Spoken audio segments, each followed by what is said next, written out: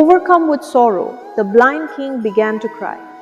With fear, anxiety, and helplessness filling his heart, Dhritarashtra then asked Sanjaya to narrate every detail of the war from the very beginning.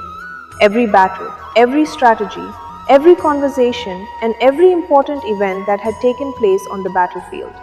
From that point onward, Sanjay began describing the war in great detail.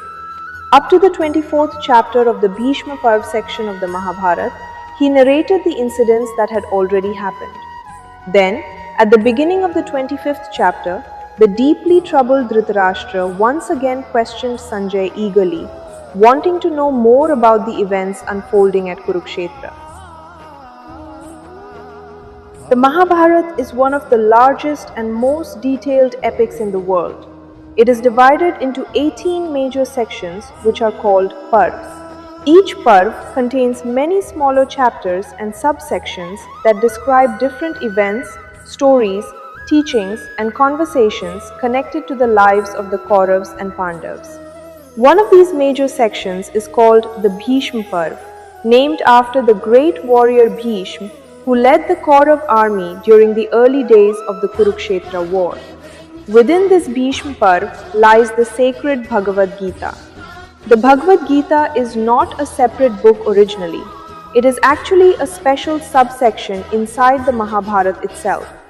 This moment becomes especially important because it leads into the sacred narration of the Bhagavad Gita, where the conversation between Lord Krishna and Arjuna is revealed through Sanjaya's divine vision. This divine conversation begins in the 13th chapter of the Bhishma Parva and continues until the 42nd chapter. In these chapters, the great dialogue between Krishna and Arjuna takes place on the battlefield of Kurukshetra just before the war begins.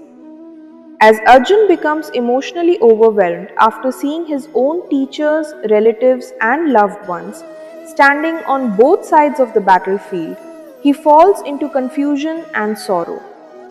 At that moment, Krishna gives him profound spiritual wisdom about duty, life, the soul, karma, devotion, yoga, and the ultimate purpose of human existence.